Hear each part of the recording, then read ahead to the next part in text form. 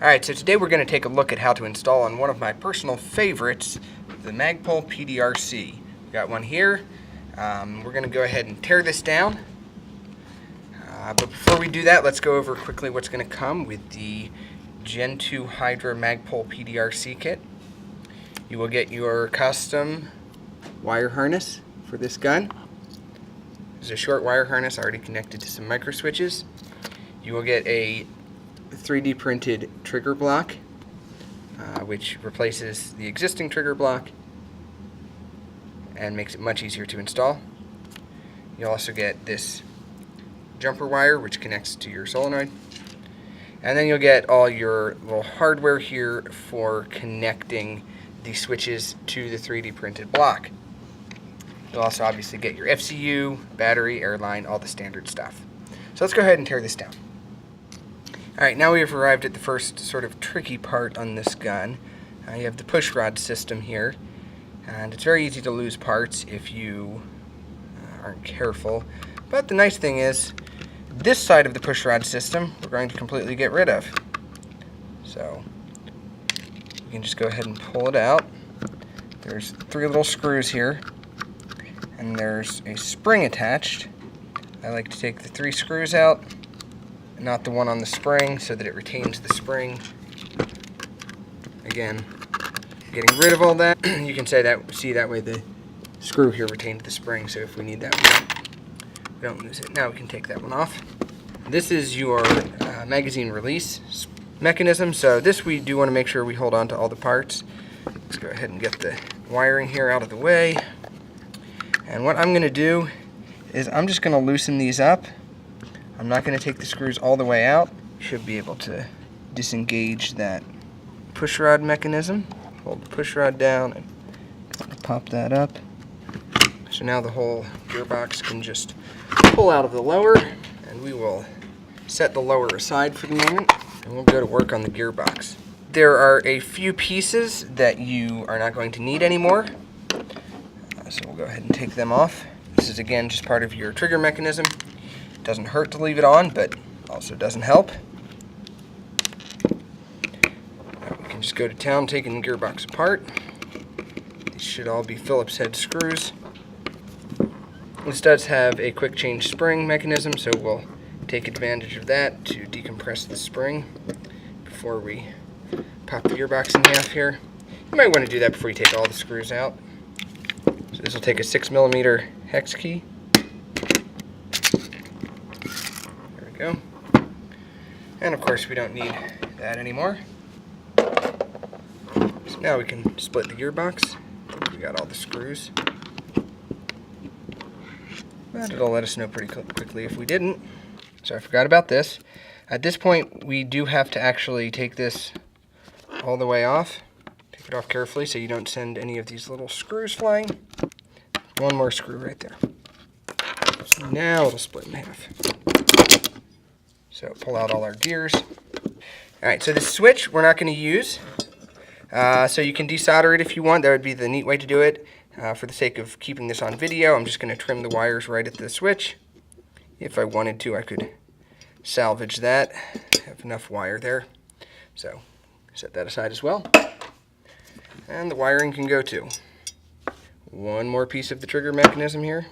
Your cutoff lever. You don't have to remove this, but why not? At this point, I'm going to take this over and wash it out because it's pretty greasy. And it's got a good bit of grit in there. Looks like the gears were grinding pretty badly. So I'm going to go ahead and wash this out, and then we'll come back and do more video. Gave it a quick little acetone bath just to clean it up. Wiped it down with a paper towel to get most of the grease off.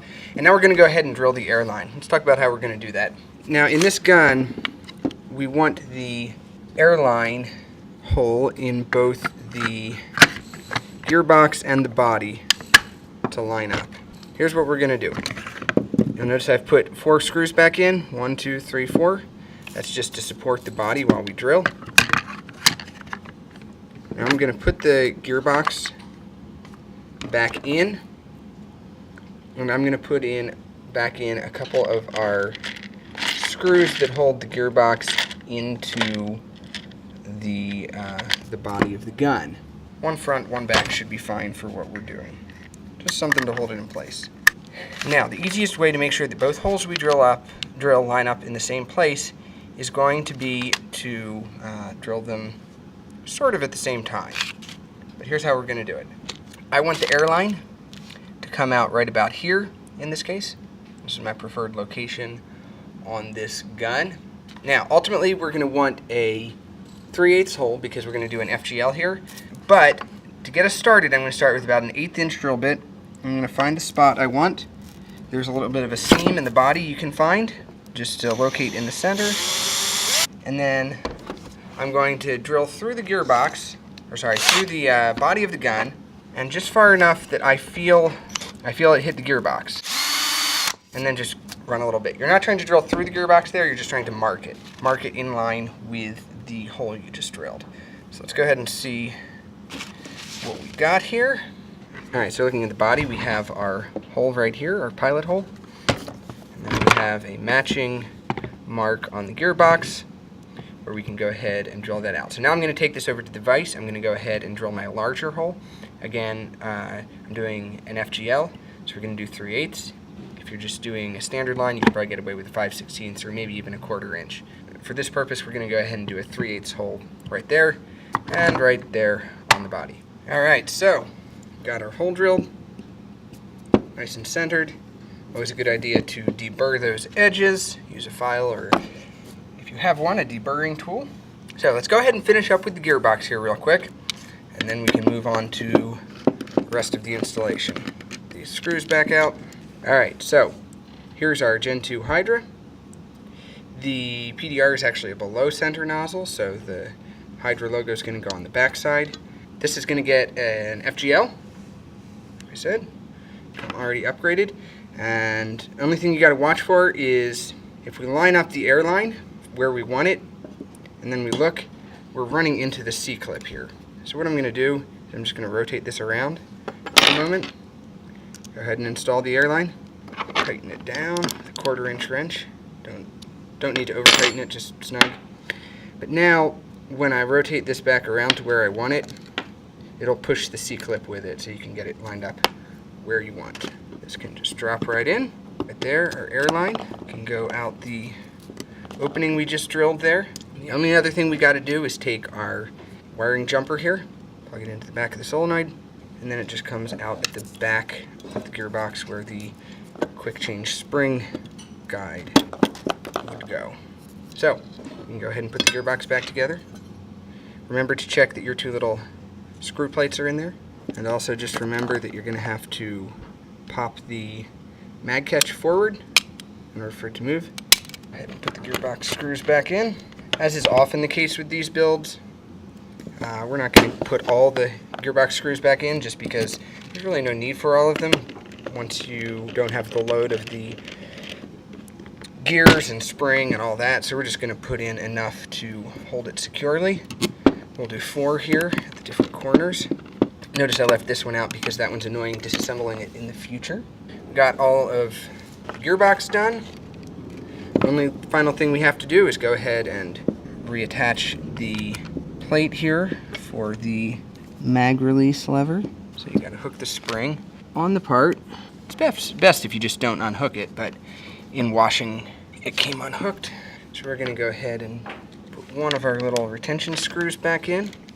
The one at the back so it has more room to play, because again we want to just have that on there loosely so that we can reattach the push rod mechanism there. And you are done with the gearbox installation. Now let's talk about the trigger. So the PDR kit is going to include one of these nifty new 3D printed trigger replacement units. What this does is it replaces the push rod mechanism with a micro switch trigger. Makes it very nice trigger. Keeps the double action trigger. But along with that, you're going to get your wire harness here, which has 2 different switches, a connector plug, and then your connector for your FCU. You will also get a little bag that has your screws, some washers, and a few little nuts. So let's go ahead and put this together. I'm going to put 2 of my nuts here in these little slots. Now, see this part that sticks down? That goes at the back, and then the trigger is going to sit just like that. not the other way around. Let's go ahead and grab one of our screws here. Highly recommend magnetizing your screwdriver. No need to over tighten these. We are attaching to plastic, so we don't want to damage the plastic by going nuts with our screwdriver. And that is your trigger switch. Now your selector switch, or your this is a 2-stage trigger, so it acts on a full trigger pull in full auto. It's going to get attached right like this. You notice that the button is off. If we look at the back of this trigger block, the orange button is to the more to the right side of the switch, and this has little retainers for the nuts that sit on the back side. You can hold it with your finger. On these, we need to put some washers. 2 should work, but we do provide an extra one just in case maybe your screw is a little on the long side or something. We're going to go 1, 2, and there we go. 2 of these little washers. Again, no need to over tighten this, just snug it down. So there we go. That's probably the most tedious part of the whole process, is just putting those on. It's really not too bad, just take your time. It's small parts. If you're not used to working with small parts, it can be a little tedious process. So we got our trigger mechanism assembled. Now the extra two washers, what we're looking for is we don't want the screws to come out past the end of past this surface here. If they do, they'll run into something in the gun, so we're just checking that they're flush, and here we're good with 2 washers. We should be in general, but we provide a couple extra just in case. All we're going to do to install this trigger mechanism is to undo these 2 screws, set that whole assembly aside. All you need is the 2 screws. This whole piece, the whole trigger push rod, just comes out. We don't need that. There's a little ball bearing. We also don't need that. Now we're just going to set this in, making sure that we get the trigger lever there in front of the nub on the trigger that will activate it. Drop that right in. Put our 2 screws back in. And there we go. If you can hear, you have a nice quick micro switch. And then if you pull it all the way, that hits the second switch and that activates full auto. Very clean, very easy trigger pull. Pop this off. This will house our FCU and battery in the grip. Now we can just drop our gearbox back in. And I forgot to mention earlier, it is a 1/2 inch drill bit on the body. 5/16 or 3/8 will work on the gearbox, but on the body we want a 1/2 inch. I said that wrong earlier. We want to go ahead and re-engage the selector switch mechanism, or the mag release mechanism. There we go. Wiring comes up here, plugs into our wire harness. Tuck under there just like the stock wiring. And at that point, really, we're all set. Alright, so we got this all put back together. Barrel and hop up and I'll just go back together like normal.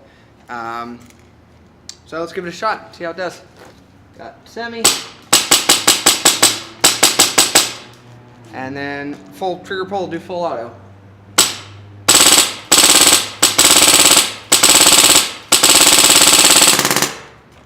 Real nice. Love this gun. This is one of my personal favorites. I'm going to be doing another video here probably in a little while showing you some of the other things we've done on this gun to improve the feeding and such with the PDRC feed mechanism. Thanks for watching, guys. Hope this was helpful, and we will see you guys out on the field.